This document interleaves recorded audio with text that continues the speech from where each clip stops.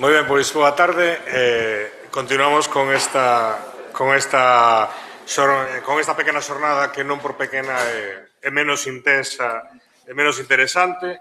Esta última mesa redonda, mesa de debate, eu simplemente tamén por contextualizarles, chamo Manuel Gago, traballo aquí no Consello da Cultura Galega.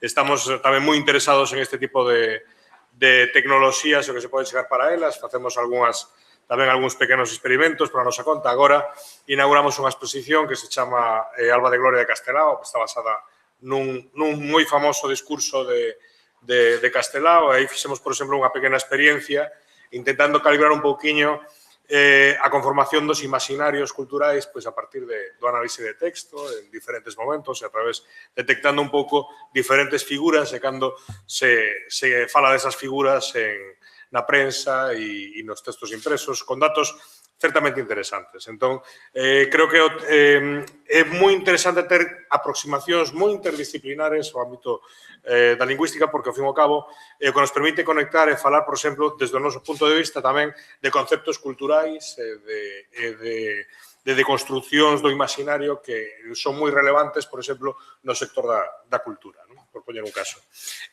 Non me vou liar máis, é dicir, quería dar paso un pouco aos nosos ponentes agora. Imos comezar con Alejandro García Caballero, que está aquí á miña dereita, que ele é psiquiatra e profesor asociado de psiquiatría na Universidade de Santiago, é responsable do Hospital de Día, de Psiquiatría no Hospital de Día, no Complexo Hospitalario Universitario de Ourense. Alejandro, cando quedas.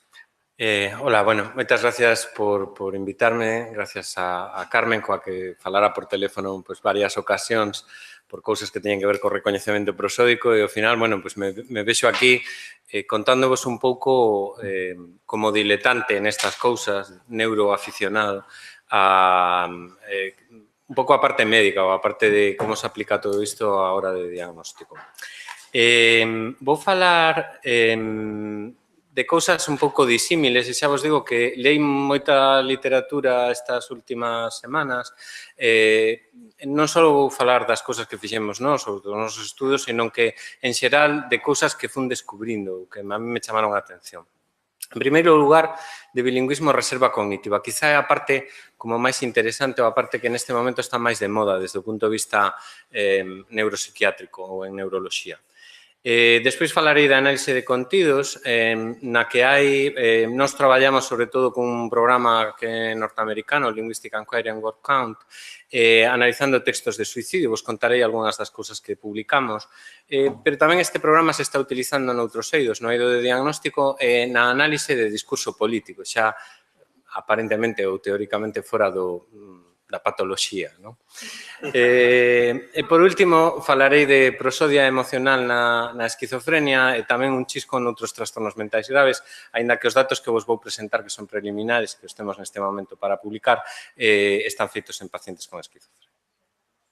Bueno, bilingüismo e reserva cognitiva. Este é un artigo, un dos autores que está aquí, a fundamental é Ellen Bialystok, é unha psicóloga polaca que traballa en Canadá desde hai moitos anos e foi ela un pouco a que levantou a lebre disto do bilingüismo, da importancia do bilingüismo. Fixe un estudo hai anos no que demostraba que pacientes multilingües da zona de Toronto, que eran inmigrantes europeos, cantas máis linguas falaban e máis linguas falaban de maneira cotiá, é dicir, non era que souberan varias linguas, senón que tiñan que facer o cambio, o salto de código dunha lingua a outra, máis reserva tiñan a hora de presentar demencia. Era un estudio epidemiolóxico e o que atopaban era que canto máis multilingües foran os pacientes na súa vida cotiá, máis tarde aparecía a demencia.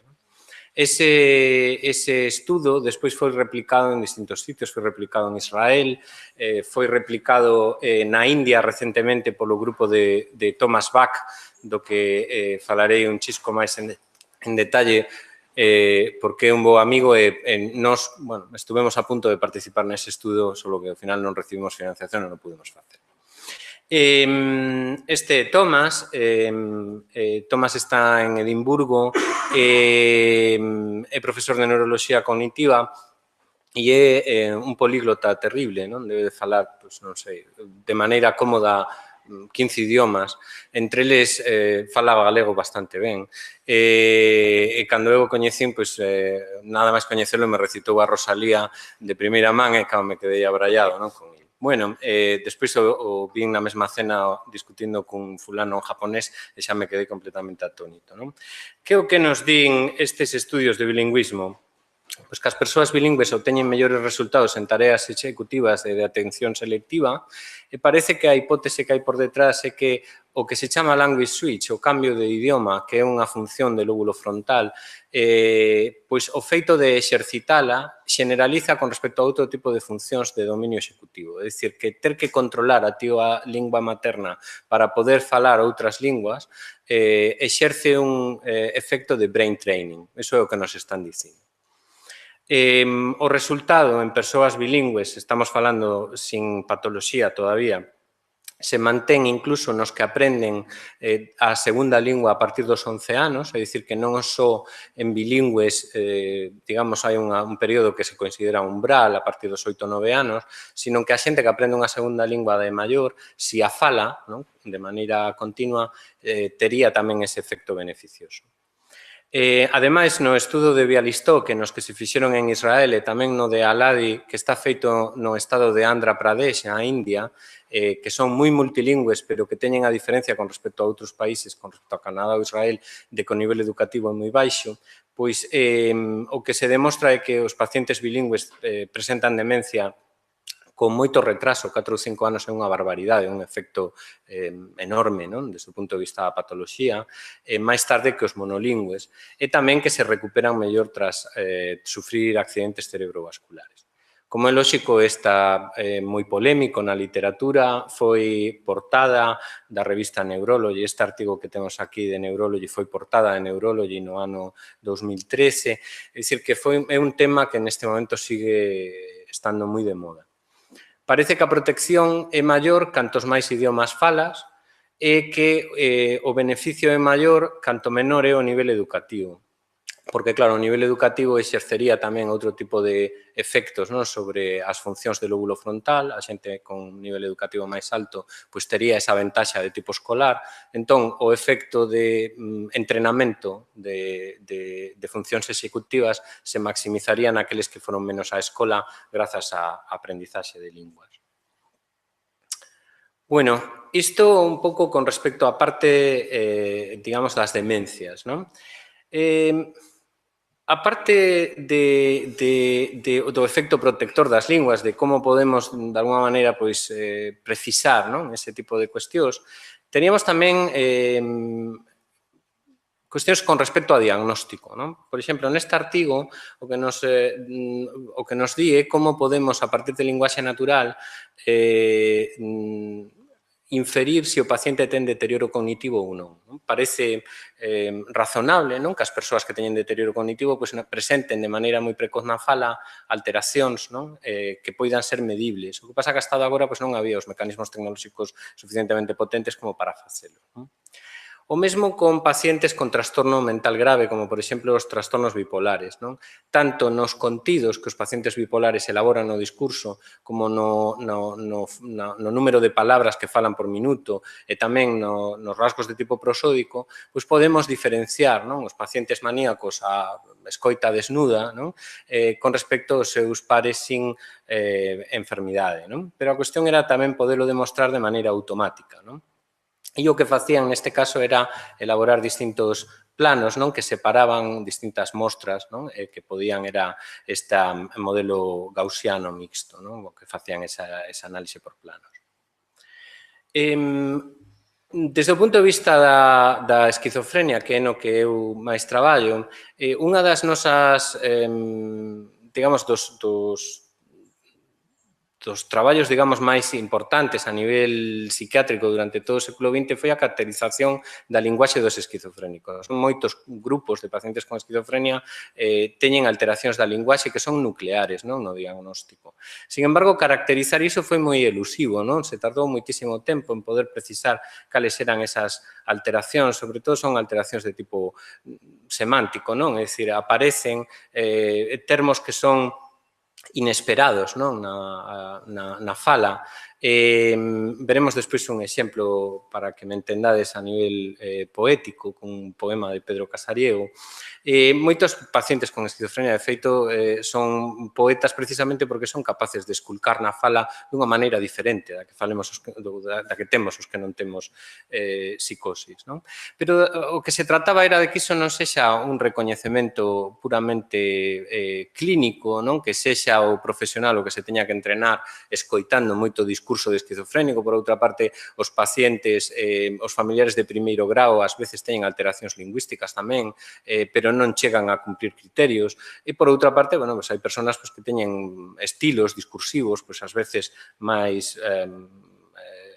digamos, máis distintos, non, da normalidade, e resulta ás veces complicado diferenciar este tipo de cousas. Entón, unha das fantasías era poder facer análisis automático e predecir que grupo de pacientes estaba nun caso e no outro, non?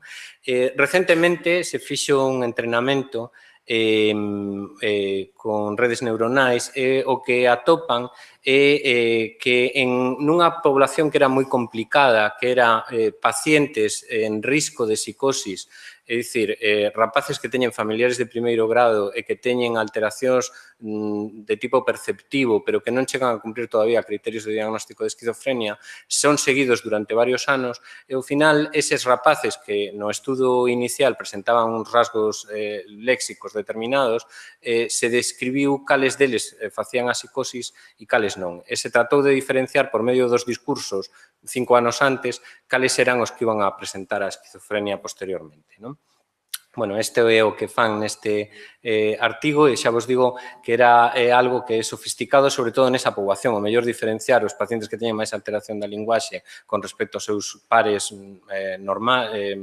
digamos, neuronormativos, non, que se di, non é tan difícil, pero diferenciar os dous tipos de poboacións, a poboación en risco que finalmente desenvolve a psicosis e a que non, é moito máis complicado.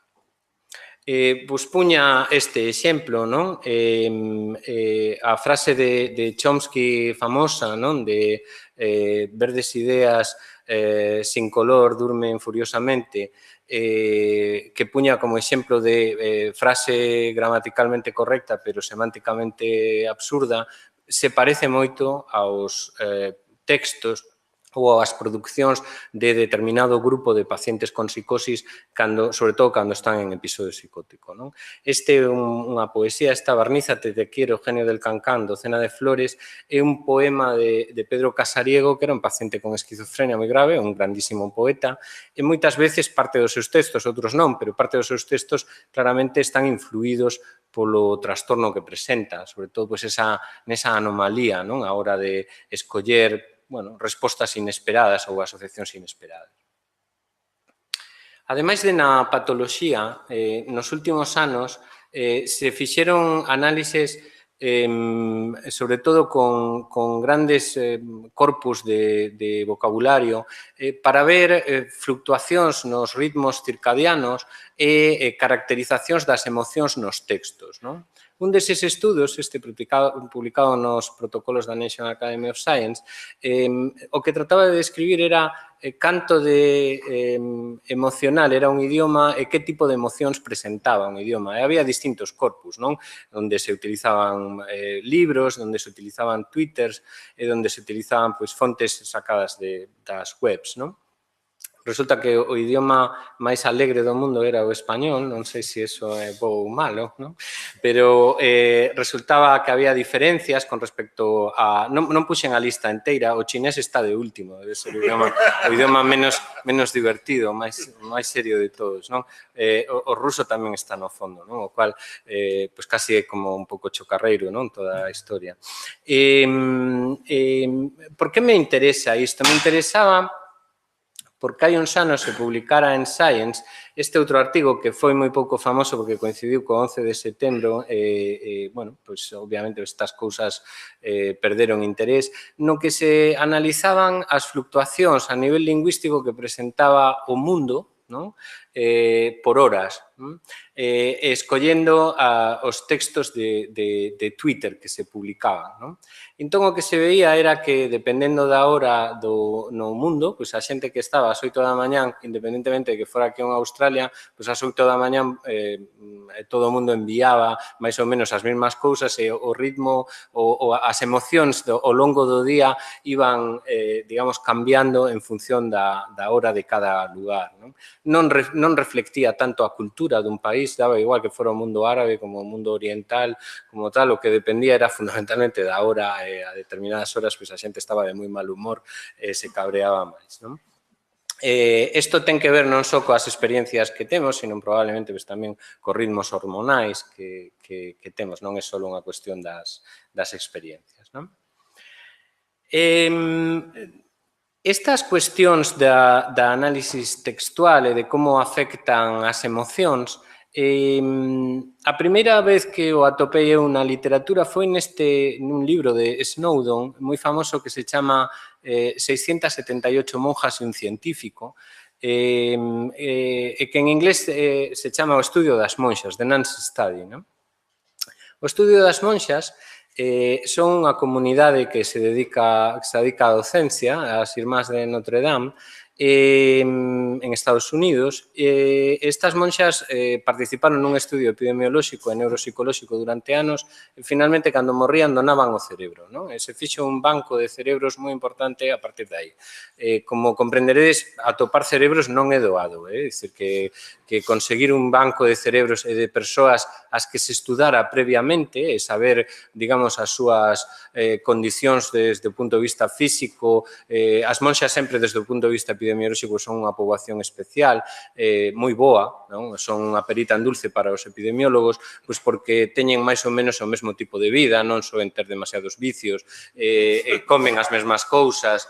Entón, o que estamos vendo fundamentalmente é a súa xenética, é dicir, as variacións que hai pois dependen en moita parte, máis que nos que non somos religiosos ou non tanto, dependen máis da xenética, non, neste caso. Bueno, entón, no estudio de Snowden, aparte de Snowden,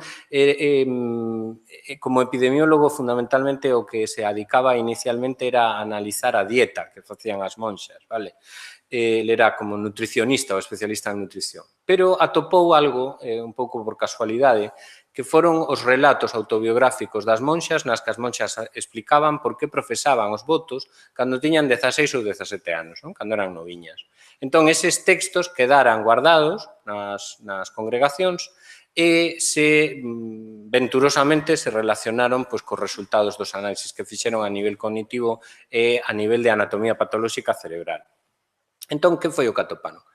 Que as persoas que desenvolvían demencia antes tiñan relatos menos complexos cando tiñan 16 ou 17 anos, había menos palabras de contido emocional, tiñan menor fluidez verbal, e todo isto, bueno, pues predecía a aparición de demencia en idades senil a idades máis tempranas, non? Cal é a hipótese? Isto lle encanta, por suposto, aos psicólogos e aos psiquiatras. Por que nos gusta tanto? Porque a idea é que a xente que ten maior riqueza de contido emocional na súa expresión probablemente é porque é capaz de resistir mellor o estrés que lle dá a vida, non? É dicir, ou mellor dito, son capaces de resistir por esas condicións de tipo psicolóxico mellor o estrés da vida porque son capaces de simbolizarlo. Entón, a idea é o estrés é un dos factores de risco para a atrofia do hipocampo, non? Se estás sometido a estrés continuo, pois ao final eso ten efectos a nivel cerebral. Se somos máis habilidosos, non, a hora de conter as nosas emocións ou de analizalas ou de expresalas, pois probablemente somos capaces de conter mellor o estrés ao longo da vida e eso tería efectos a nivel cerebral. Bueno,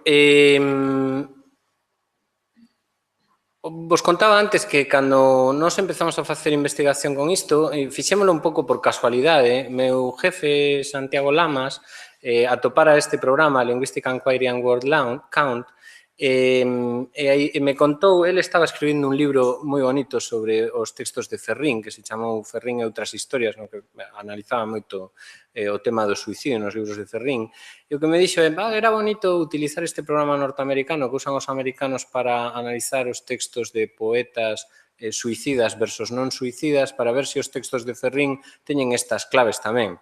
Cal era o fallo? Que non había lingüística enquire en galego e teñamos que traducir os libros de Ferrín ou collelos traducidos e, bueno, nos parecía que era un pouco trapalleiro, non? Non nos quedábamos demasiado cómodos. Pero, bueno, cheguei aquí a este programa gracias a iso. O programa o fixo Pennebaker, que é un profesor da Universidade de Texas, que foi moi coñecido internacionalmente por un estudo do ano 89, que era sobre supervivintes do Holocausto. E foi o primeiro estudo onde se demostrou unha cousa, bueno, parece como razonable ou intuitiva, que era que contar as experiencias traumáticas, digamos, cun alto grado de revelación, é dicir, revelación era que houbera movilización afectiva polo relato, que o relato non fora un relato que xa estuvera estereotipado, senón que mobilizara realmente a nivel emocional, non? A persoa que o contaba, e isto medían un aparato que se chama de conductancia dérmica, que é un estándar a nivel de análisis psicolóxico, non? Medían con conductancia dérmica con ritmo cardíaco. Entón, nos momentos en que se contaban anécdotas ou historias pois como máis duras non do trauma, pois nese momento debía de haber unha movilización afectiva medida con estes instrumentos acorde. Non? Entón, que pasou? Que a xente que contaba nas entrevistas esas historias tendo movilización afectiva, ao longo dos 6 meses seguintes presentou mellorías no seu estado de saúde, sen facer ningunha intervención de tipo psicolóxico, simplemente porque falasen e iso mobilizara a nivel emocional. Datos que foron datos duros, era non só o número de visitas de ir ao médico, senón tamén, por exemplo, as cifras de tensión arterial. Simplemente por contar iso se reduciu de maneira estatística as cifras de tensión arterial. Entón, bueno, foi un artigo moi interesante. Que fixo na década seguinte Pennebaker? Bueno, pois o que trataron foi de facer procesamento automático de textos relacionando o tipo de léxico que unha persoa utilizaba con rasgos de personalidade. Para iso, lle pasaron a infinidade de estudantes, incluíndome a min, que naquela época participei nos estudos de Pennebaker online, para facer, me fixo o meu perfil de personalidade, por certo, bastante acaído.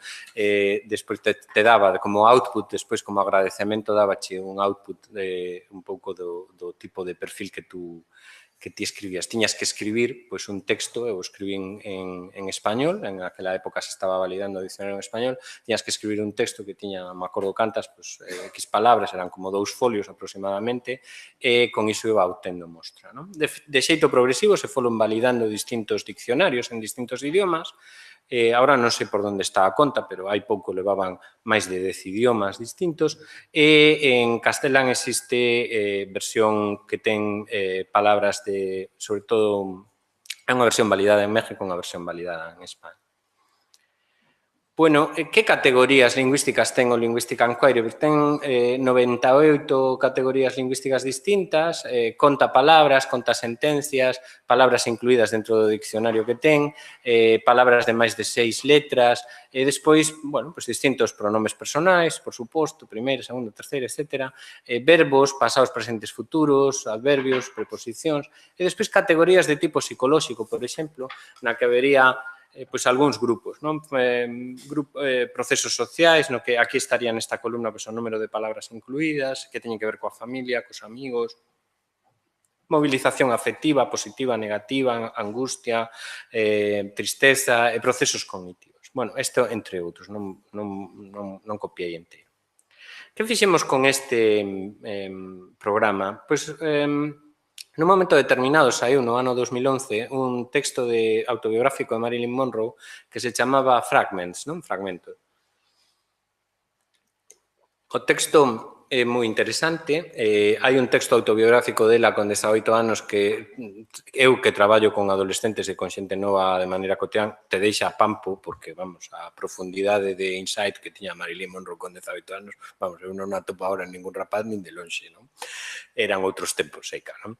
Entón, bueno, puxen esta foto aquí lendo Ulises de Joyce porque ela trataba de gabarse moito de construir unha cultura Unha das cousas que fixemos foi os seus textos autobiográficos, estes fragmentos, diferencialos en grupos, como normalmente se fai na literatura de análise de textos poéticos, esas poesías que vos dicía que na literatura se diferenciaban, por exemplo, poetas por exemplo, poesía confesional norteamericana, Sylvia Plath, o Anne Sexton, bueno, pues se facía un grupo de poetas ou de poetisas desa época, digamos, na que o tipo de léxico que van a utilizar é parecido polas modas literarias da época e se comparan as que fixeron suicidio con respecto ás que non fixeron, clasificando a súa obra por épocas, vendo a ver se hai cambios na utilización léxica, no número de pronomes, etc. Nos fixemos o mesmo dunha maneira biográfica, eran 4 períodos que tiñan certa coherencia desde o punto de vista da biografía de Marilyn Monroe e, sobre todo, que o corpus de palabras fora análogo para podelo traballar. Que foi o que atopamos?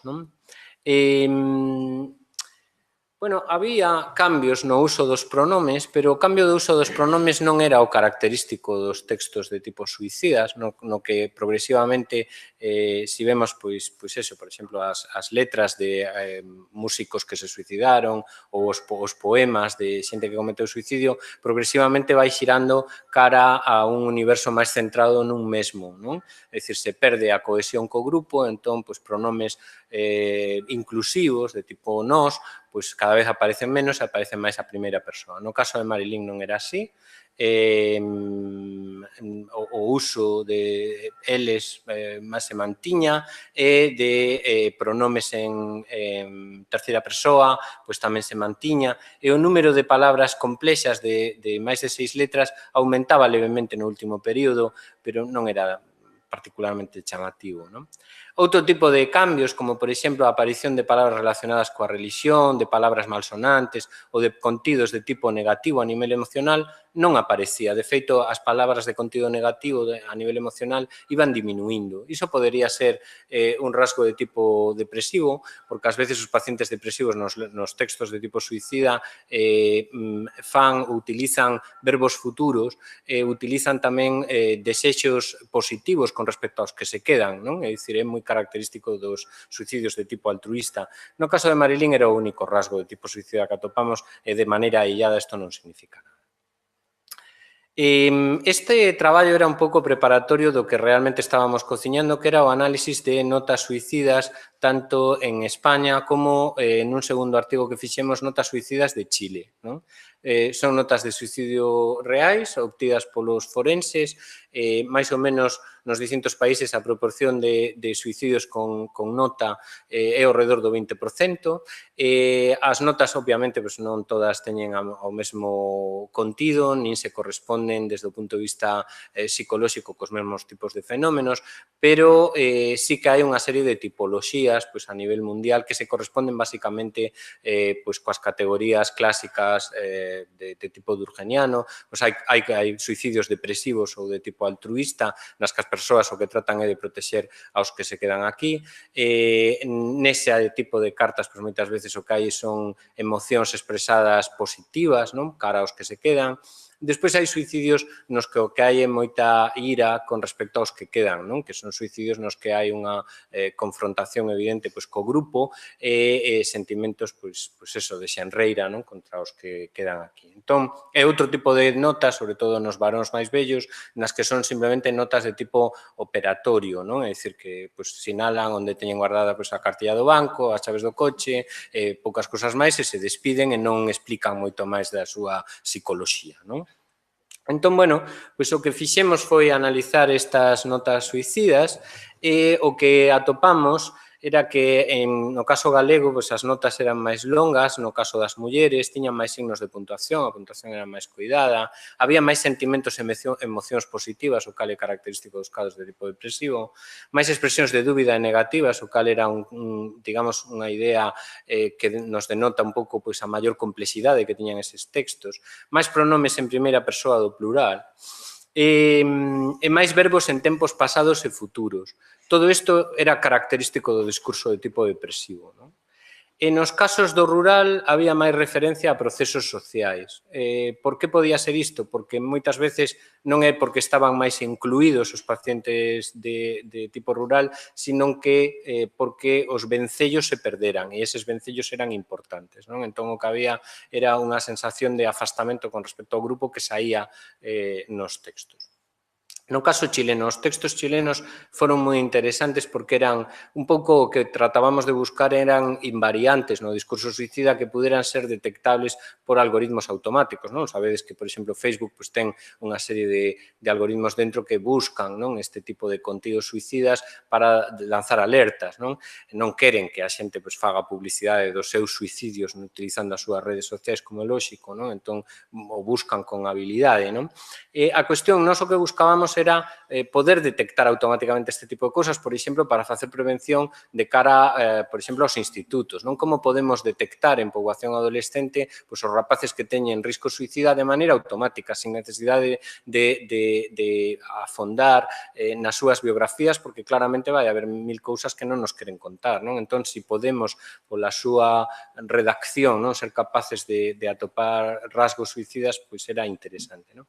No caso das mulleres chilenas había máis referencia a procesos sociais, máis influencia de problemas interpersonais, nas persoas máis novas había máis emocións e afectos positivos, máis mecanismos cognitivos, e nos máis vellos a linguaxe era máis elaborada, máis palabras longas, máis partículas gramaticais, máis temas específicos con respecto ao diñeiro e ás ocupacións, como é tamén lóxico que a parte, digamos, ao mellor máis emocional, pois sexa menos motivadora non? Do suicidio, e menor conexión social e integración. Digamos, o caso chileno era como máis paradigmático do que esperábamos atopar a nivel xeral, a nivel mundial. Non?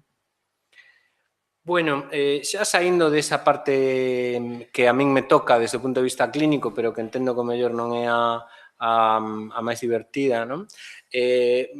O LIWC pois, tamén se utilizou para análise de discurso político dende moi pronto, máis ou menos desde o ano 2003, o grupo de PNB que xa eles inicialmente empezaron a analizar discurso, empezaron a sacar unha serie de perfís que saen de experimentos psicolóxicos. É dicir, todos estes perfís hai que collelos con certa precaución no sentido de que someten a un grupo de estudantes normalmente a unha serie de condicións de entrevista e entón a partir de aí é de onde extrapolan polos textos ou pola linguaxe natural gravada, polas entrevistas que lles gravan, cales serían non as condicións dun perfil determinado. Non? Por exemplo, o perfil honestidade incluiría menos referencias a un mesmo e a exclusión, por exemplo, máis palabras de movimento, non me preguntedes por qué, e máis emocións negativas, por exemplo, frustrado e avergoñado. Eso último sí, porque habería un contido como de tipo autorrevelador, en certa medida. Non? En canto ao constructo presidencialidade, non? Bueno, pois a presidencialidade a nivel político tería máis emocións positivas, máis palabras complexas de 6 letras, un exemplo ao mellor de persoa que non ten moita presidencialidade nese sentido sería Donald Trump, seguramente utiliza poucas palabras de 6 letras, utilizará palabras máis de orixen sajón que de orixen latino probablemente, non? Máis artigos e máis preposicións. Bueno, entón, este é un artigo no que comparan os candidatos das eleccións norteamericanas de hai uns anos, que eran Obama e Biden eran o grupo demócrata e McCain e Palin o grupo republicano. Non? Entón, bueno, como era de esperar, complexidade cognitiva, pois Obama ganaba, Biden non lle iba a zaga, pero despois McCain xa estaba un pouco peor, probablemente o tipo de votante é tamén definitivo, non penso que McCain por ser, non sei, exmilitar, etc., pois teña un nivel de complexidade cognitiva menor, non o creo, están dirixindo o seu discurso de maneira moi clara, pero despois, xa con respecto a Sarah Palin, xa me entran máis dúbidas, non? De se realmente era algo premeditado ou realmente o personaxe era así, non? Había outra serie de rasgos, non? Onde, curiosamente, por exemplo, hai un rasgo, un perfil que se chama feminidade, donde McCain puntuaba moi alto, claro, a mí me resulta bastante inexplicable, non? É dicir, pero bueno, son estas cuestións do que é facer perfiles con determinados rasgos, non? Este tipo de análise se fixo moi popular. De feito, hai en Estados Unidos hai incluso algunha páxina web que analiza continuamente, que é como unha especie de observatorio das palabras que utilizan os políticos e que está continuamente facendo análisis LIWC de continuo dos textos. Claro, con Trump se deben de forrar, non? Nos traballamos algo nisto, facendo tamén análise dos discursos e dos tweets dos candidatos ás eleccións galegas. Os análisis dos tweets son moi curiosos porque os tweets obviamente non os fan os candidatos, entón os fan os gabinetes de prensa de cada político, entón as diferencias non son máximas, a ver se os rasgos son máis femeninos ou masculinos, pero ao final salenche que moitos deles son rasgos moi femeninos, da igual que sea Xosé Manuel Beiras como que sexa tal. Por qué? Porque probablemente o que lle está facendo os tweets pois quen sexa, non? Neste momento temos en marcha un traballo que é a análise de todos os discursos do Estado da Nación, onde os estamos agrupando por partidos, como é lógico, e despois tamén por quen está no goberno e quen está na oposición, non? Porque nos parece que probablemente as diferencias máis grandes van a ser gobernar, non gobernar, que con respecto a outro tipo de cores políticas. Primeiro agruparemos simplemente PSOE e PP, vemos a ver se sae algo, e se non, pois xa nos meteremos cos outros grupos políticos que é máis liado, non? A ver que sae. A miña hipótese é que non vai haber moitas diferencias, pero, bueno, xa vos lo contaré. En canto ao traballo no que estamos arestora, non? Estamos traballando en prosodia na esquizofrenia e noutros trastornos mentais graves. Os pacientes con esquizofrenia teñen alteracións tanto na produción prosódica como na recoñecemento das emocións no tono da voz. E o problema do recoñecemento é que, claro, unha das funcións da emoción ou da prosodia é marcar a ironía e o sarcasmo. E, claro, se ti tes iso alterado, pois estás ou podes estar connotando como irónico o que non o é, por outra parte, perderte cando realmente están sendo irónicos contigo, non? O cual te pode penalizar desde o punto de vista social. É un dos problemas que teñen os nosos pacientes. Hasta agora non tiñamos instrumentos para medir a prosodia e precisamente como non había os instrumentos, pois simplemente se sabía que existían esas alteracións, pero non se evaluaban ou non se avaliaban. Hai un instrumento británico que está desenvolvido para pacientes con autismo adultos e de alto funcionamento, é dicir, Asperger, que se chama de grado 1, non? Bueno, pois este tipo de pacientes se desenvolveu un test que se chama Reading the Mind in the Voice, que permite, son unha serie de audios, non? Frases ambiguas en canto ao seu contido, pero que son entonadas cunha emoción determinada. As emocións máis sinxelas son bastante doadas, pero despois hai emocións bastante complexas, por iso está pasado para adultos, está feito para adultos, porque os nenos con autismo, igual que os nenos normotípicos, pois van adquirindo progresivamente a linguaxe emocional, entón habería que facelo pois por idades. A partir dos 11-12 anos xa non varía moito, está estudado, pero antes dos 11 ou dos 12 anos o tipo de léxico co que se caracterizan as emocións varía por bandas de idades. Entón é un traballo que non é sinxelo de facer, de feito o grupo de Baron Cohen non o fixo hasta agora. Bueno, a prosodia afectiva, como vos dicía, transmite a emoción e a intención do falante, vai vehiculada por medio do timbre, da énfase, da duración, da frase, e as alteracións na esquizofrenia e noutros trastornos mentais graves son tan importantes, que eu decía aquí, son de magnitude similar ao deterioro cognitivo que se produce pola enfermidade independentes da idade, da duración da enfermidade ou da medicación, é dicir, son un rasgo do propio trastorno, non están artefactuados. Bueno, vos tiña aquí un fragmento, nós temos un programa de rehabilitación para pacientes con trastornos mentais graves que se chama Emotional Training, fundamentalmente o temos ensaiado en pacientes con esquizofrenia, pero fixemos tamén experimentos en autismo, temos un en desenvolvemento neste momento, e tamén con traumatismos craneoencefálicos con secuelas de daño frontal, non? De accidentes de tráfico. Entón, o que fixemos a nivel prosódico foi gravar unha serie de audios ambiguos onde inicialmente o que o paciente ten que facer é sinalar na web de maneira dicotómica cal é o correcto, se é a alegría ou tristura, normalmente de valencias opostas, e a medida que se vai entrenando cada vez é máis complexo. Temos 8 grados, 8 sesións distintas nas que o paciente se vai entrenando de maneira progresiva. E o que vimos é que este é o grupo de pacientes, esta é a intervención, estes son os controis, pois o que vemos é que no grupo de intervención post-test os pacientes no Reading the Mind in the Voice melloran con respecto de maneira significativa con respecto aos controis. Este traballo, a ver que fortuna temos a hora de publicalo, estamos aí pelexando cos referis, pero en principio unha novidade a nivel mundial, é dicir que entrenamento prosódico hasta agora non se fixo, prosódico de recoñecemento de emoción, non se fixo a nivel tecnolóxico, non se fixo cunha aproximación deste estilo, se fai a nivel teatral ou facendo roleplay cos pacientes, pero non utilizando, digamos, un instrumento. Unha das cousas polas que eu falara con Carme era non só pensando na parte de recoñecemento das emocións, de como entrenar o recoñecemento das emocións, sino tamén como entrenar a producción dos pacientes. É dicir, os pacientes que teñen falas máis robóticas, máis monótonas, como conseguir que, por medio de algún tipo de xogo, como gamificar ese entrenamento a hora de producir frases onde teñan a entonación correcta. Isto é interesante para os pacientes con esquizofrenia ou con autismo, pero, por suposto, tamén en rehabilitación de tipo logopédico, non? É dicir, para os pacientes que teñen, sobre todo, ictus de hemisferio dereito onde falla a prosodia. E, bueno, nada máis. Vos deixo o correo por se algún se lle ocurre algunha cousa. Pois estou vos a disposición. Gracias.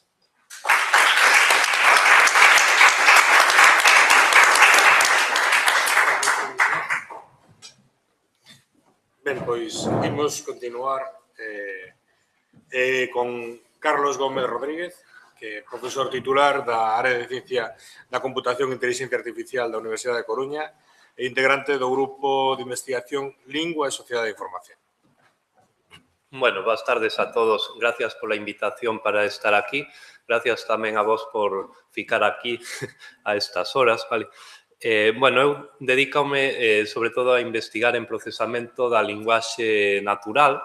Entón, bueno, vou dar unha perspectiva do uso de datos lingüísticos para esa tarea. Por eso a miña presentación titúlase Os datos lingüísticos no procesamento da linguaxe natural.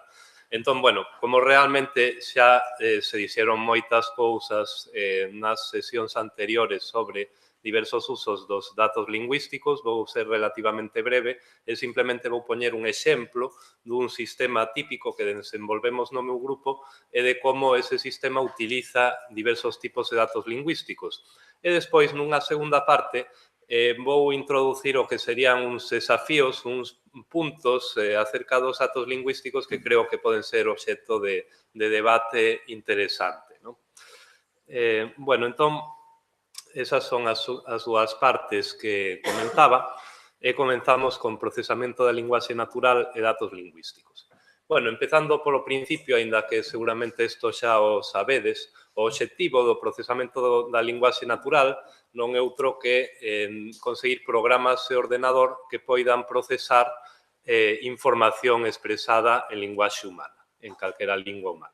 As aplicacións pois son moitas, cada vez máis, a medida que os sistemas se volven cada vez máis prácticos e inclúen a traducción automática, a xeración automática de resumos, por exemplo, a búsqueda de respostas, que son estes sistemas que ti lles plantexas unha pregunta e intentan, como mellor poden, respondela, vale? Os sistemas de diálogo ou chatbots que están moi de moda últimamente para a atención ao cliente, non? Un sistema que establece unha conversación con o usuario, ou os sistemas de minería de opinións que son o exemplo que vou poñer aquí. A minería de opinións o que trata é de extraer opinións de textos, bueno, de textos ou de fala en linguaxe natural, bueno, para sondear un pouco a opinión do público ou dos usuarios sobre un tema dado. Moi en xeral, a grosso modo, poderíamos dicir que en calquera destas aplicacións de procesamento da linguaxe natural existen como dous tipos fundamentales de modelos ou de aproximacións. Unha é os modelos baseados en regras, que, bueno, agora non están tan de moda como hai uns anos, pero en algúns casos seguen sendo os máis útiles. E outros, bueno, os modelos baseados en regras consisten en que existe unha serie de regras, unha base de datos de regras que se aplica para producir un resultado. E o que está máis en boga agora os modelos que se basean en aprendizaxe supervisada, onde o que necesitamos é entrenar o modelo cun corpus para que aprenda a realizar a tarea que corresponde. En ambos casos non nos libramos de a necesidade de datos lingüísticos, porque os modelos que se basean en regras evidentemente necesitan esas regras e uns datos que dean soporte a esas regras, e os modelos de aprendizaxe supervisado necesitan típicamente corpus nos que aprender. Bueno, entón, o sistema que vou por como exemplo de como usamos os datos lingüísticos en procesamento da linguaxe é un sistema de minería de opinións ou análise do sentimento, e dentro desto é un sistema que fai o que se chama análise da polaridade. É dicir, a partir dun texto, determínase a opinión que se expresa nese texto é positiva, negativa ou neutra. Non? Por exemplo, este texto, en castelán, los actores desta película non son moi buenos, pois sería un texto negativo. É un texto que loxe a película sería positivo. Por que é útil isto? Bueno, é algo de moito interés para empresas e institucións, porque, por exemplo, a partir dos textos que se publican en redes sociais como Facebook ou como Twitter, ti como empresa ou como institución podes ter unha idea da recepción que está tendo o teu produto ou o teu servizo. Se eu saco un teléfono móvil ao mercado, vaime interesar saber que opinan os usuarios ese teléfono, e, bueno, podería facer enquisas individuais ou algo similar, pero sempre vou ter datos a moita maior escala se son capaz de analizar, por exemplo, os chíos, os tweets que se publican sobre o meu produto. Vale, determinar, bueno, pois resulta que o 80% da xente lle está gustando, o 20% non. Datos deste estilo. Vale?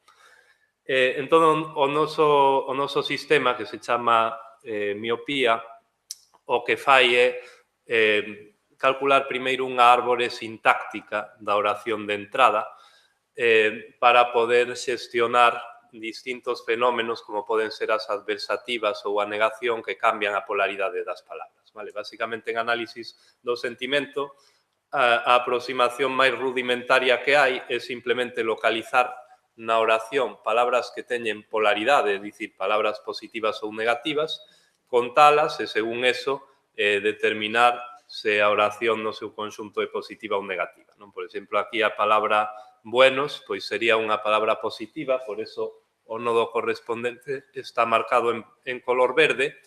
Entón, bueno, un sistema, digamos, naif, un sistema sinxelo, simplemente analizaría as palabras individualmente.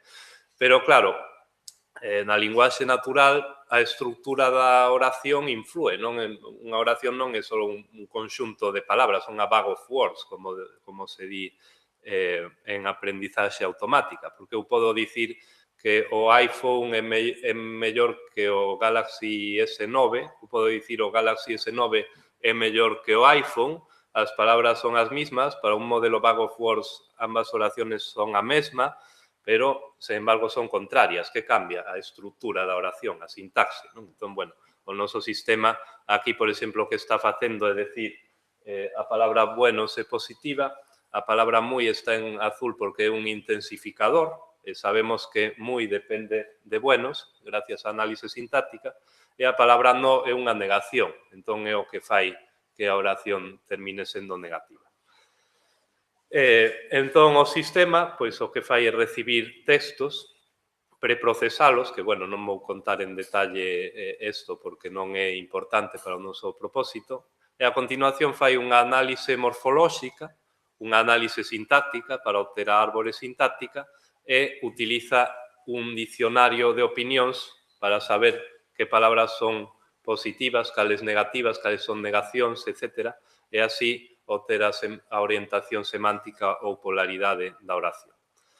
Entón, xa só nesto estamos utilizando como 4 ou 5 recursos lingüísticos diferentes, non? Porque no primeiro proceso, bueno, análise morfolóxica ou part-of-speech tagging, xa comentou antes Pablo máis ou menos o que é, non? É simplemente, bueno, identificar a categoría gramatical e os rasgos morfolóxicos de cada palabra. E o problema, como en case todo o procesamento da linguaxe natural, é a ambigüedade, non?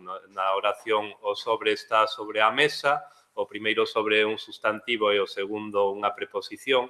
E, bueno, nesto o inglés é moito máis divertido que o galego ou que o castelán, porque teñen oracións como báfalo, báfalo, báfalo, báfalo, báfalo, báfalo, báfalo, báfalo, non? Que, aínda que pareza unha oración sin sentido, existe, non? Porque un báfalo é un animal, tamén é un verbo que significa intimidar e tamén é unha cidade, non? Entonces, isto ven a significar que os búfalos de búfalo que son intimidados por outros búfalos e búfalo, a súa vez intimidan a outros búfalos e búfalo. Tamén existe a oración fish, fish, fish, fish, os peces que pescan, peixes que pescan, pescan, non? E podes facer fish, fish, fish, fish, fish, fish, e segue tendo sentido.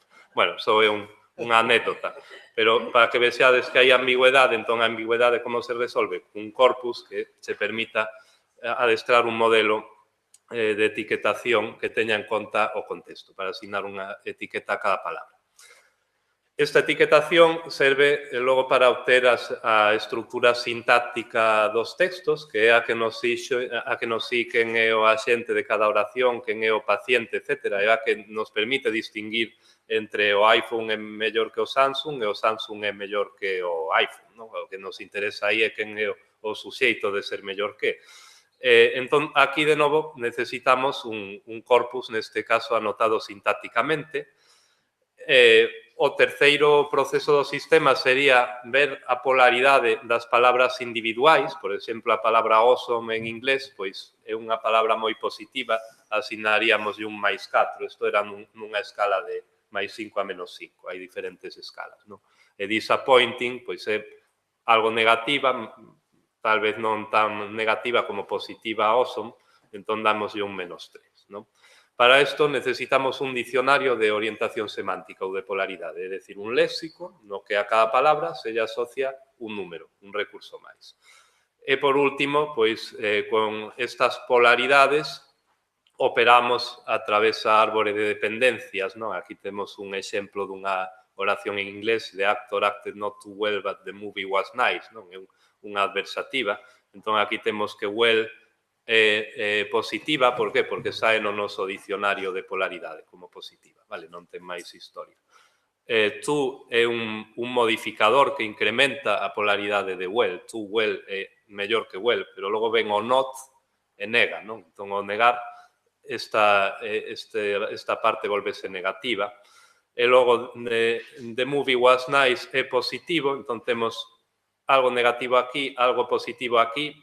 É unha adversativa, curiosamente nas oracións adversativas, típicamente a segunda parte pesa máis, non? Se eu digo, este móvil gústame moito, pero é moi caro, probablemente non o compre, pero se digo, este móvil é moi caro, pero como me gusta, non? Aí vou caer casi seguro, vale? Entón, por eso, aquí, cando xuntamos o negativo co positivo, neste caso sae positivo, porque a segunda parte nunha adversativa soe ter máis peso, vale?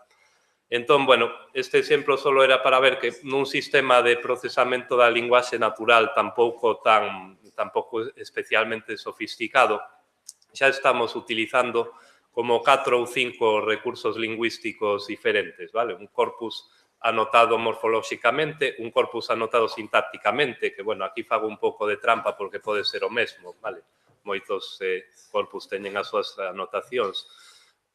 Dicionarios e anotación semántica, regras para propagar a anotación semántica, e hoxe en día probablemente un corpus de representacións vectoriais e palabras, word embeddings, porque, bueno, este sistema en concreto era do ano 2005, non estaba aínda tan extendido como agora o deep learning, non? O aprendizaxe profundo, pero hoxe en día todos, por exemplo, todos os etiquetadores morfolóxicos e os analizadores sintácticos usan deep learning, e para iso para que funcione ben necesitas vectores preentrenados para cada palabra.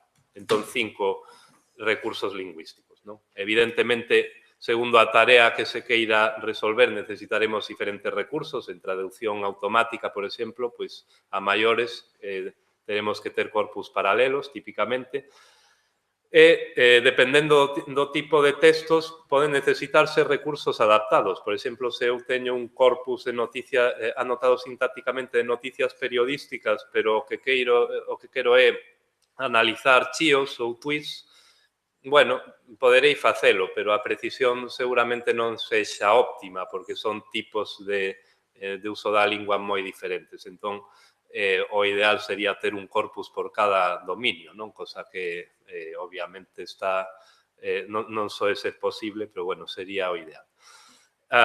Tamén hai que destacar que coa tendencia actual de utilizar deep learning para todo, todavía é máis importante ter bons datos lingüísticos, porque estes modelos de aprendizaxe profunda son data hungry, requiren unha grande cantidade de datos para obter bons resultados. Bueno, esta é a visión negativa. A visión positiva sería que son capaces de aproveitar grandes cantidades de datos, non? Os modelos anteriores non podían aproveitalos tamén. Bueno, desafíos con respecto aos datos lingüísticos, puntos que creo que poden ser interesantes de cara ao debate. O primeiro, o tema do multilingüismo. Creo que non escapa a ninguén que os idiomas que dispoñen de máis recursos lingüísticos teñen unha gran vantaxe competitiva en moitos aspectos. Todavía hoxe, cada vez menos, pero todavía hoxe, a maior parte da investigación en procesamento da linguaxe natural céntrase en inglés, vale? Ti ves os papers que se publican nos principais congresos do tema, e, bueno, hai cada vez máis multilingüismo, pero o mellor a metade, facilmente, son sobre inglés, vale? Por qué? Porque hai máis recursos. En inglés, pois, existen moitos máis corpus moito máis grandes, entón, incluso xente que o mellor non lle temos un especial cariño ao inglés, pois, a veces dicimos, a ver, quero investigar este problema, con que recursos conto? E resulta que o único que teño ou o mellor que teño está en inglés, ou que o resto da xente está traballando en inglés, entón, para compararme con eles, eu teño que traballar en inglés, vale? Entón, esa vantaxe competitiva é enorme, e as linguas con menor número de falantes, evidentemente, levan a peor parte. Por exemplo, cando fixemos o sistema que puxen de exemplo, non tiña soporte de galego. Por qué? Porque en aquel momento non existían corpus anotados sintácticamente para o galego, por lo menos non de acceso libre. Agora sí, agora existen polo menos 2 que eu coñeza, así que hoxe sería máis fácil facer este sistema para galego. Non sei se existen dicionarios de orientación semántica, pero pode que sí, vale? Pero, por lo tanto, é fundamental xerar recursos, xerar datos lingüísticos para manter a puxanza dunha lingua, vale? Isto é un tema, creo que ten moita máis importancia da que se lle dá. É máis na era de artefactos como os asistentes persoais digitais, non? O famoso Google Now ou o famoso Amazon Alexa, non?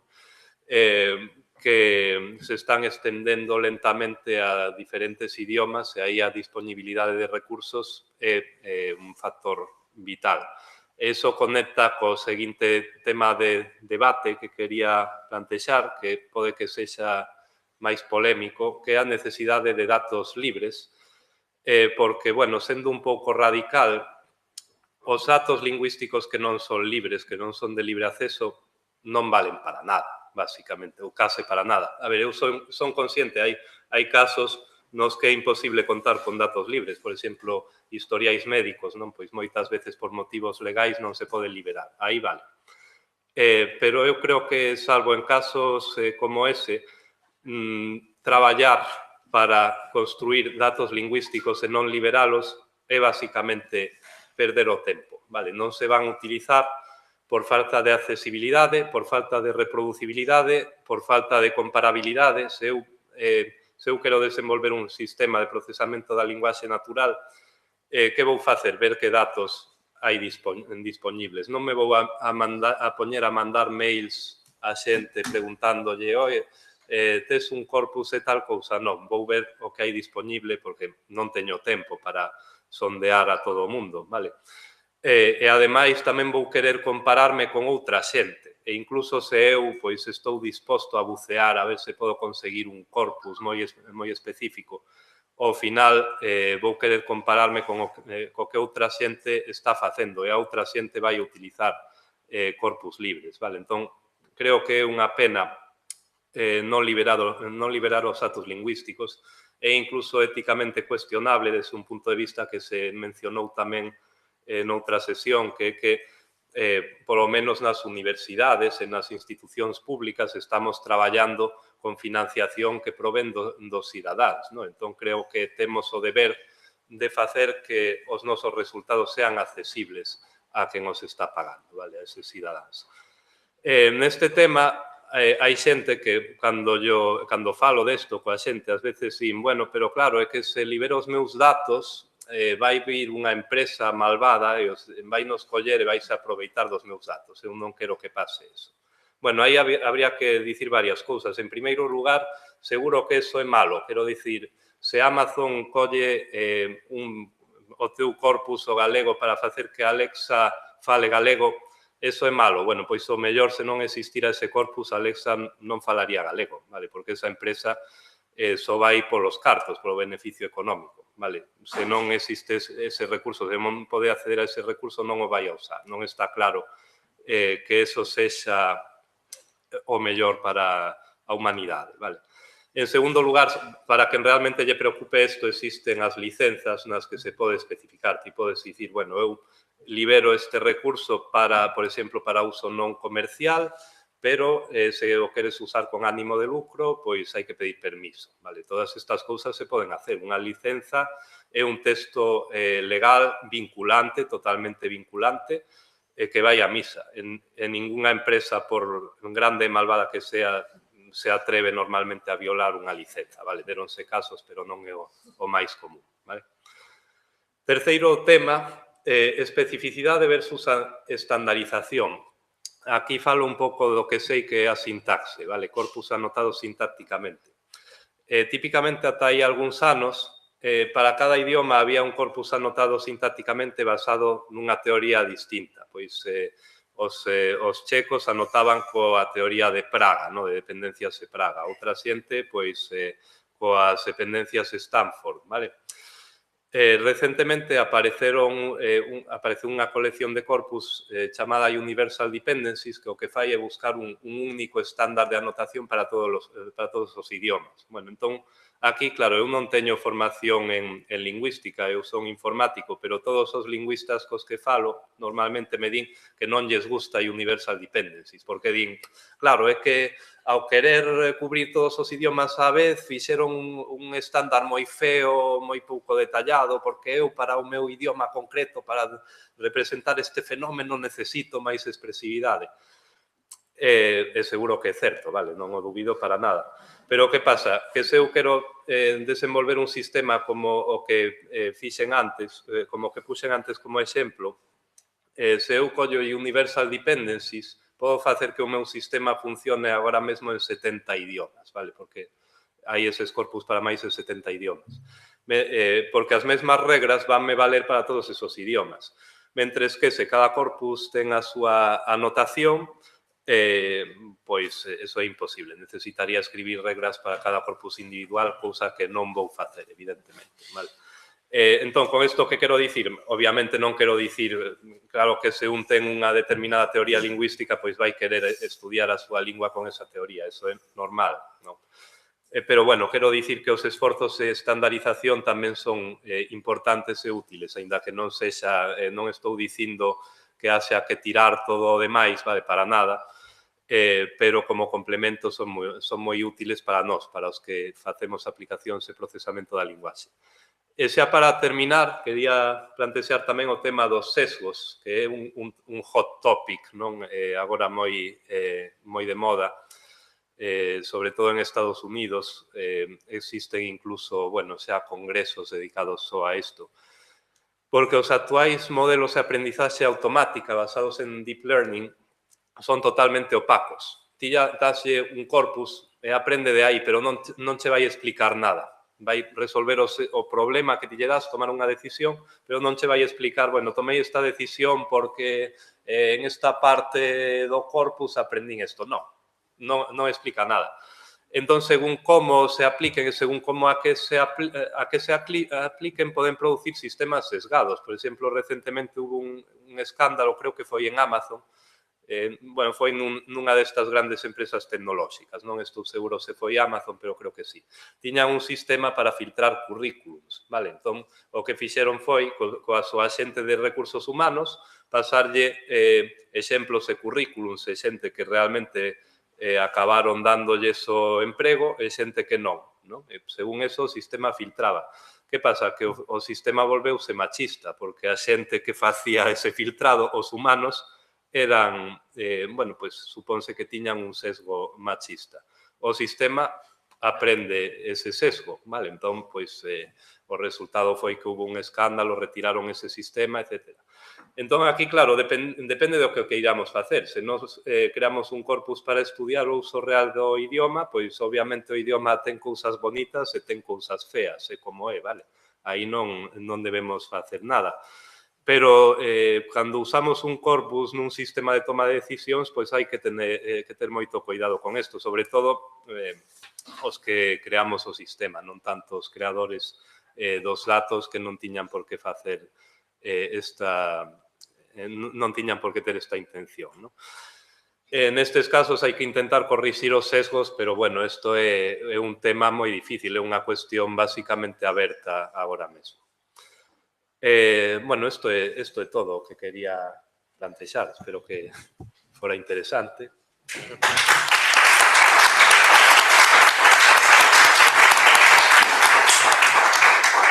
Ben, darlle gracias aos ponentes, Alejandro e Carlos, porque creo que foron dúas ponencias interesantísimas que dan lugar, ademais, a moitísimas preguntas. Non se crean que temos moito tempo, porque son as 8 da tarde. Rosa, canto máis ou menos? Sobre un cuarto de hora, entón, teríamos para un pouquiño de debate ou de preguntas, se queren facelas. A quenda está aberta. Sí. Un momentinho, espera un momentinho que traiga o micro. É simple curiosidade. As análisis sintácticas que vin aí son de dependencias, non? Sí. E despois falabas antes de, aí xa non falo sin saber, hai un sistema de regras e outro de aprendizaxe, non? O de regras supónse que ti lle das as regras e o de aprendizaxe é que el ten que extraer dos textos as regras. Bueno, realmente non é que extraiga as regras. A ver, por exemplo, no sistema que puxen eu de exemplo, a etiquetación morfolóxica é basada en aprendizaxe automática, a análise sintáctica tamén, e o único que ten regras é o proceso de propagar a polaridade a través da árbore sintáctica. Eso faise con regras. Entón, os procesos de aprendizaxe automática é simplemente que ti daslle un corpus con oracións xa anotadas sintácticamente e, bueno, algún mecanismo estadístico de aprendizaxe automática, típicamente hoxe unha rede neuronal, vai aprender a partir de todos esos exemplos a xerar árbores sintácticas. Eses sistemas non xeneran unhas regras explícitas, simplemente teñen uns pesos que ninguén entende, son unha caixa negra, vale? E a partir deses pesos toman decisións. Pois, por exemplo, van lendo a oración de esquerda a dereita e din, bueno, pois vou crear unha dependencia entre iPhone e da. E logo entre is e iPhone, vale? Pero todo eso sae da rede neuronal, non sae de regras. Pero, por exemplo, eso é unha... que escollas un análise de dependencias, que a máquina opere con eso, e non con un análise tipo generativo por constituintes, é unha opción túa? Sí, claro. Tamén hai sistemas que utilizan constituintes, sí. Realmente necesitas saber lingüística, que é o que dicía antes Pablo. Para eso tens que optar entre un análise de tipo de generativo ou un análise de tipo de dependencias. Sí, o que pasa é que, claro, aquí os que os que venimos máis á rama da informática guiámonos polo que funciona, non? Entón,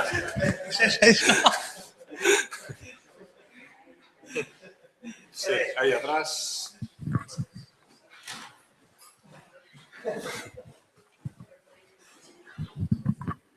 Sí, os que estamos aquí de ponte, creo que hai na sala algún informático moi próximo aos lingüistas e algún lingüista moi próximo aos informáticos, entón temos que lanzar pontes dun lado para o outro. Nalgún proxecto que se deu este debate e por dar resposta á pregunta que acaban de facer, se plantexou traballar con constituintes e facer un mecanismo de traducción a dependencias. Porque, en realidad, se tienes constituintes, tens as dependencias tamén. Tens todo. Que é un pouco que defenden os lingüistas, non? Da outra maneira, temos das dependencias e algo máis. Dá máis traballo, pero podes transferir a dependencias.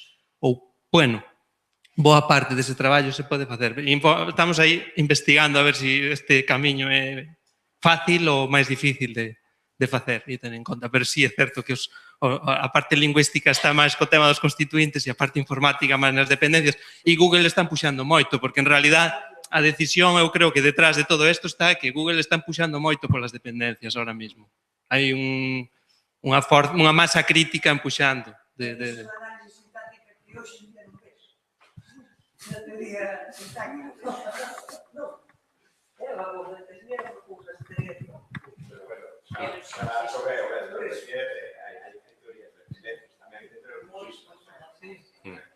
Bueno, eu tamén quero considerarme a mí mesmo tamén un pouco ponte. O que pasa é que se non fago un pouco de troll, pois non é divertido. Pero respecto ao que comentas, bueno, non sei este ano porque saíron moitos papers novos, pero polo menos o ano pasado, de feito, o paper que máis precisión obtiña en dependencias para o inglés sobre OpenTriban, que é o corpus máis coñecido do inglés, era precisamente un parser de constituintes que a continuación convertía a dependencias. Un inconveniente que ten eso é que é máis lento, porque en xeral facer un análise de constituintes como ti tes que crear nodos intermedios e tal é un pouco máis lento. Entón, bueno, eso xa depende un pouco das prioridades de cada sistema, se queres que sexa máis rápido, que sexa máis preciso. Tamén hai que dicir que outro motivo polo que os informáticos últimamente utilizamos moito as dependencias é precisamente que existen moitos corpus de dependencias en este formalismo chamado Universal Dependencies, que proporciona dependencias uniformes para un montón de idiomas. De momento non existen os Universal Constituents, pero se alguén os creara, seguro que veríamos un resurdimento dos constituintes en informática.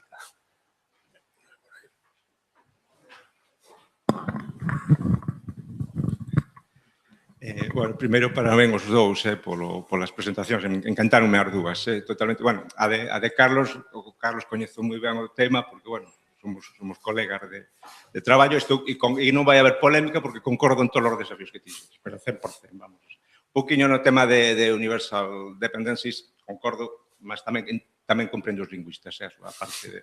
Pero, entón, bueno, además, gustoume o feito que non sei se teño algún estudante por aquí, porque é unha charla complementaria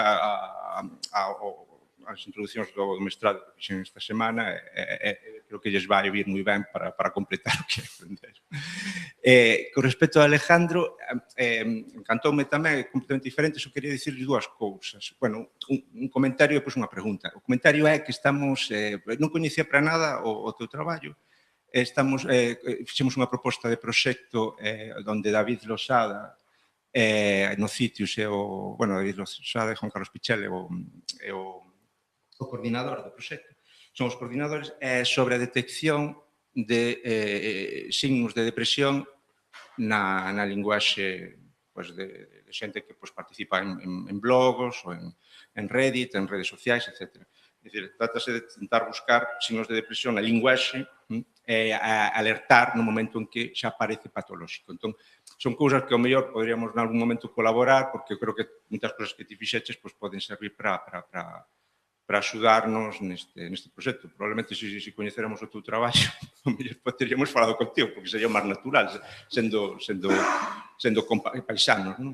E a outra pregunta é con respecto a este que tampouco coñecía, é a pregunta con respecto ao Linguistic Inquiry and Word Count, non? Este programiña que dis que non funciona para o galego. Que se pode facer para que funcione? Simplemente unha traducción dos léxicos? Sí, supoño que sí. O que sí é que, claro, vendo as cousas que está desfacendo xa con sintaxis e tal, non sei se ten moito sentido utilizar LIWC. Me parece que está, vamos, me quedei fascinado con estas cousas, me parece que está completamente obsoleto. De feito, me vou a replantexar a ver se realmente temos que facer ese traballo cos discursos do Estado da Nación ou se realmente non ten moita lógica, non? É dicir, ao mellor é mellor meterlle a máquina aos discursos do Estado da Nación e analizarlo con esta cousa que fixo Carlos. Sí, pero son os léxicos, é a diferencia. Vos tendes os léxicos categorizados. Penso que eso sí que non o temos. Sí, o que faría falta sería ter o diccionario de LIWC de galego. Algo a facer. Que é un traballón, facer ese tipo de análise, non? Con respecto ao que me dicías antes, vamos a ver, eu cando vos dicía non era falsa modestia, eu non estou traballando neste campo neste momento, traballei hai tempo, cando foi o do boom, dirixín unha tese de doutoramento do LIWC, agora o que facemos é cognición social con un tema bastante afastado, é dicir, que igual que o tema de bilingüismo, eu pedira unha beca cando estaba o bipartito, non sei en que ano, non sei, a patata, para facer ese traballo que despois publicaron en Andhra Pradesh, e me dá moita rabia, non, que publicaran en ese que non o publicáramos nós, non? Se recolleron datos dunha unidade que tiña eu de demencias, de diagnóstico de demencias, facíamos unha análise sociolingüística, non? É dicir, con un cuestionario que era o de Paradis, de afasia bilingüe, pues había uns epígrafes de sociolingüísticos e lle pasábamos ás familias o cuestionario sociolingüístico para clasificar os pacientes en o tipo de bilingüismo que tiña e tal. Pero, bueno, non sabedes a risa que lle daba aos neurólogos e aos geriatras, aos médicos, digamos, máis duros, cando eu lles falaba que había que recoller datos sobre a lingua que falaba a xente, cantas horas ao día veía a TVG, non? Parecía unha cousa totalmente extravagante, non? Despois, claro, unha portada en Neurology a todo o mundo lle gustaba, non? Estar de piaches, non? Entón, bueno, colaboración, o que sexa, eu dirixí unha tese diso, poderíamos falar coa miña alumna, porque o mellor a ela sí que lle interesa máis, e despois para conseguir o mellor texto ou discurso de pacientes, pois claro, por suposto, nós aí somos unha fonte de datos, non? Que o mellor meterlle datos reais con correlato clínico, dicir, que non sean estimacións de o que é o discurso depresivo dunha persona que mete X palabras nun texto dun blog, non? Sino que realmente eses pacientes estean caracterizados a nivel diagnóstico de maneira correcta, o mellor é un pouco a diana, non? Igual que vos falaba, pois no caso de suicidio, non? É dicir, as cartas suicidas, claro, son unha vía de entrada rexia, non? O que é a mente do suicida no momento que comete o acto, non? Entón, poucas fontes, digamos, como tan directas, non? Tamén o corpus de textos de tipo suicida reais con datos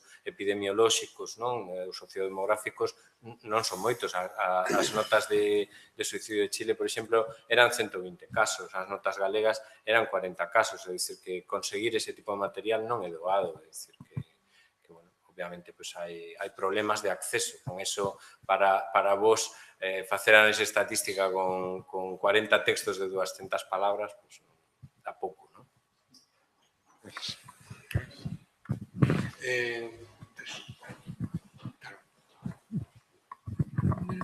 Gracias aos dous e ao moderador por as intervencións e por como levamos. É unha pena que o tempo sea tan curto, porque realmente agora é cando empezamos a progresar, non? Progresar hacia futuro.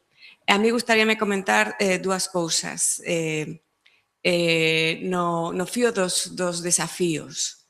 Queremos que a Alesa fale en galego? Esa é unha pregunta para a audiencia e para a comunidade. Eu o teño claro, eu quero que a Alesa fale galego. Por qué? Porque se a Alesa fala en galego, nas casas, os nenos seguirán seguramente falando galego. Non? Entón, que fai falta para que Alexa fale galego? Que Amazon a Xunta lle faga un convenio? Ou o que? Que, primeiro, que todos os nosos recursos estean a disposición pública, con licencia, con autoría, con recoñecemento de autoría, por suposto. Son suficientes? Non. Non. Hai que ter máis recursos. Polo tanto, mellor como comunidade, tiñamos que ver como estructuramos estas cousas que Alejandro estaba a decir. Por que non recollemos xuntos corpus, porque temos os datos, pero eso é un esforzo que a mellor solamente colaborativo non é suficiente. Bueno, parece que estou riñendo, pero non é a miña forma de falar, non? Creo que debemos facer algo nós para organizar isto a futuro. Ocúrrenseme cousas como porque non facemos competicións de algoritmos en galego. As hai nos outros idiomas. Pois poderíamos empezar por aí.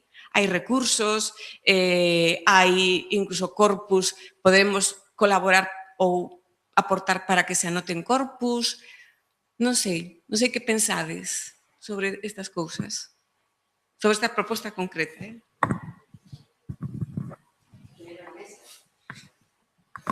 Bueno, creo que é unha necesidade estratégica de Galicia. É dicir, aparte, sobre todo tamén por solucionar un tema da anormalidade, non só anexa, sino Siri, non? Eu falo en galego toda a miña... Eu falo en galego todo o día, hagas pola noite antes de dormir, cando eu digo, hola Siri, hola, mira, por favor, levántame a las 7:30 da mañana. Que é unha situación tremendamente normal. A cuestión é ser capaces de tamén de disponibilizar tamén que haxa unha política pública con respecto aos propios corpus dos que se dispón, por exemplo, a administración e que moitas veces non son accesibles, non tanto mellor por unha cuestión, digamos, política, sino simplemente a veces por cuestións puramente técnicas ou administrativas ou de falta de formación ou de non ser conscientes de que é posible, a mellor, con moi pouco esforzo, de facer máis disponibles estes corpos. Entón, eu creo que hai moitas vías polas que empezar e a propia administración, que en este momento manexa corpus moi grandes, é dicir, é moi fácil canalizarla cara aí e que existe unha política pública máis ou menos homogénea cara aos propios datos lingüísticos que ten a propia administración. Eso non é para nada difícil. É dicir, conseguir se levarlles a un estándar. Ou non deberá ser. Porque dubido moito que na administración, por exemplo, a Xunta ten unha política de open data de principio na Xunta, pero que a veces, moitas veces, non se aplica en moitos traballos que está facendo. É dicir, só se aplica naquilo que controla a Antega e de maneira moi específica, pero hai moitísimos departamentos que xeneran datos e que xeneran corpus que non son accesibles. Entonces, aí hai unha vía de traballo moi importante. E despois, obviamente, hai un problema, por exemplo, desde o meu punto de vista, para todo o que son as redes sociais. É dicir, mentres había máis produción en galego en blogs, era todo moito máis fácil porque ese era todo material que estaban aberto. É dicir, no momento no que a xente decidiu, digamos, pasarse para as redes sociais, de repente entramos en un tipo de restriccións legais nos que é, por exemplo, moi difícil, como ben sabedes, acceder aos datos de Twitter dunha maneira, e xa non digamos de Facebook, é dicir, e, sin embargo, casi todo o galego e a riqueza en este momento lingüística do galego en internet está nesas redes sociais. Entón, eso ten, aí en esa parte, por exemplo, ten difícil solución, desde o meu punto de vista. Sempre van a ser validados parciais. Eu, cando traballo en análisis de contido de Twitter, non deixa de ser validados tremendamente parciais de material, que o que che deixa vai ser gratis, porque como intentes pagar, por eso é cuestión de pagar. É un pastonazo, pero un pastonazo. Entonces, en esa parte social temos, non é que se sea pesimista, pero de alguna forma son bastante práctico, é difícil desde un punto de vista romperla, pero na parte administrativa sí que podemos, e hai moitísima información que se pode achegar. Entón, eu esa parte vexo moi facilmente asumible e asequible, de poder crear unha cultura alrededor de que esos datos deben estar en aberto e deben ser facilmente accesibles para as máquinas, non? E para poder traballar con eles. Na parte, preocúpeme máis esa outra parte máis dialóxica e tamén máis interesante, e quizáis máis interesante para Alexas, Siris e outro tipo de software deste tipo, porque en esa parte, mentres a xente mentres non cambie o esquema de conversa e ese esquema de conversa, ou mentres non cambien as políticas destas redes sociais, que dudo moito que cambie, por lo menos nese ámbito, vamos a ter bastante máis complicado. É dicir, porque bueno, decir, somos poucos e non se interacciona demasiado en outros sitios, non? Entonces, por aí serán, eu vexo esas dúas partes. Sí, bueno, a ver, o mellor o que había que facer nese sentido era pagarlle a Twitter.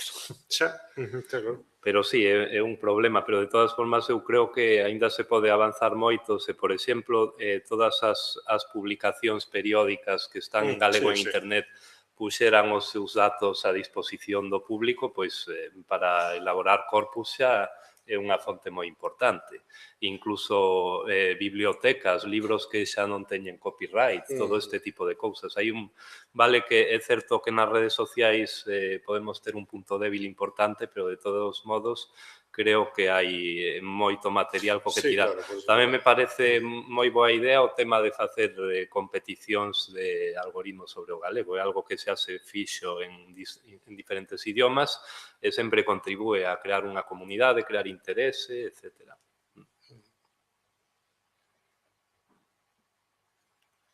Sí, aí gracias.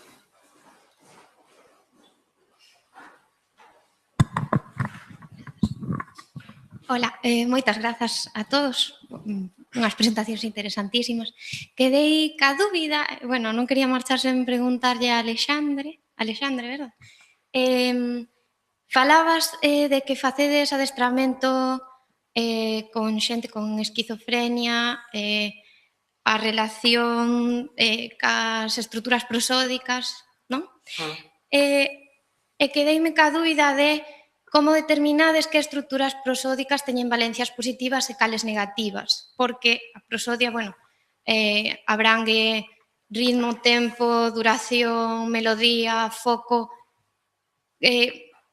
Como se fostes vós mesmos, bueno, pois, individualmente que seleccionastes que frases tiñan unha valencia ou outra, ou se normalizastes pois, os parámetros prosódicos para variar solo algúns e ver como modificaban isto.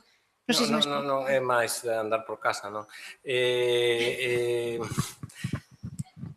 Fixemos, primeiro gravamos un grupo de audios que eran, non me acordo, 100 me parece, non? Nesas frases que eran, digamos, similares ou análogas aos do test canónico que é o Reading the Mind in the Voice, esas frases, digamos, son de contido ambiguo, non? E depende un pouco de como as entones. Entón, o que fixemos foi gravalas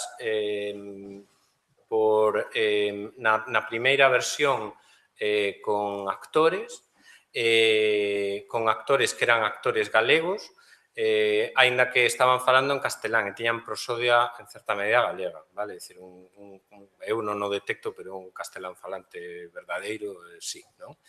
Se gravaron eses audios e despois se lle puxeron primeiro se pilotaron cun grupo de voluntarios do meu hospital e do Hospital de Coruña.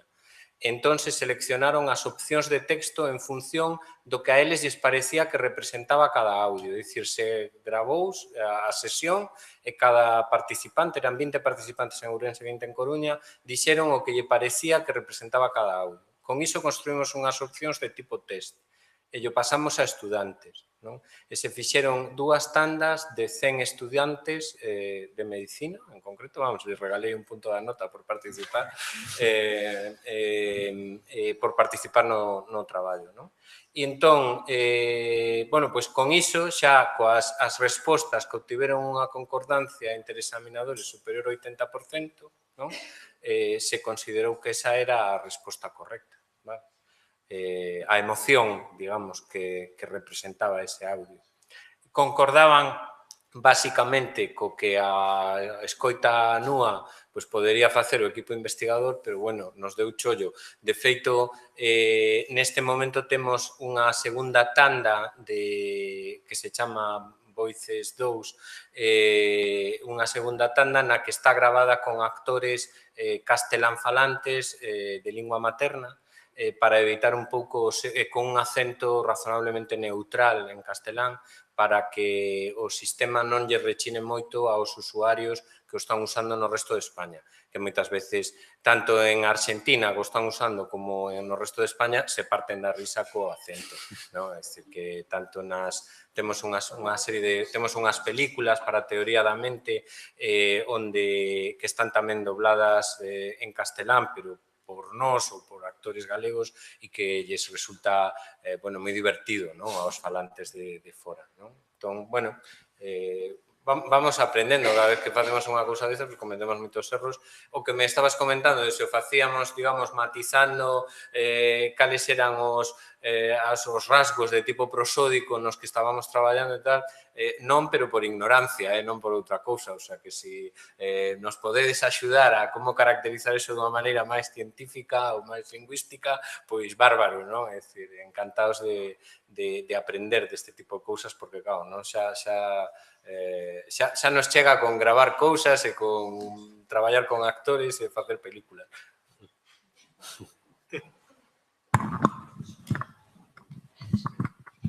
É que creo que é retroactivo, é dicir, bueno, eu son lingüista, ou intento de lingüista, creo que é válido nos dous sentidos. Eu vio máis como que parámetros prosódicos poden estar determinando valencias positivas ou valencias negativas, porque isto tamén é algo que, como intes, podemos determinar que isto é positivo e que isto é negativo, pero despois hai unha serie de parámetros que están mesturados á hora de falar e que, bueno, que sería interesante determinar e saber cales son, non? Despois, incluso, para recoñecemento de voz e demais, non? Recoñecer todo este tipo de cousas. Estou indo máis alá, Sí. sei, non? Unha das cousas que nos sorprendeu moito é que isto se poida entrenar cos pacientes, porque ás veces, me refiro, faz todo este tipo de experimentos e despois o resultado non é óptimo, non? É dicir, porque podería ser que tende en conta que o que fan é drill and practice, non? É dicir, non lle estamos dicindo cales son as características prosódicas nas que se teñen que fixar. Así como nas caras non lle podemos explicar pois en linguaxe natural en que cousas hai que fixarse para recoñecer unha cara de noxo, por exemplo, non? E o paciente aprende con esa explicación e a base de practicar. No caso do prosódico, o único que facemos é entrenalos, é dicir, repetir, ensayo e erro, non? E a partir de aí que resulte que melloran no grupo no que intervimos e non no outro, pois non deixa de resultar curioso. É dicir, que non sabemos como se produce a nivel cerebral ese entrenamento, pero funciona, non? Canto tempo se mantén, etcétera, non sabemos. Pero se houbera outro tipo de rasgos nos que puderamos intervir, non? Para analizar, por exemplo, eses audios que gravamos, ou mellor, pois a vos poden interesar, non? Ver como son as características desas frases e ver como os controis galegos non, pois contestaron por que recoñeceron un 80% unha serie de cousas pois con unha valencia determinada, en outros casos, en cambio, foron rexeitadas e tuveron que modificarse, non? É dicir, penso que podemos, non sei, colaborar, non? Nese sentido. Dende logo, para non, super enriquecedor. Unha das razóns de estar aquí era esa. Moi ben, se non hai máis preguntas, eu creo que quedaron moitísimas cousas no tinteiro, tamén tiña varias, pero se lles preguntarei despois ou noutro momento. Moitísimas grazas a todos.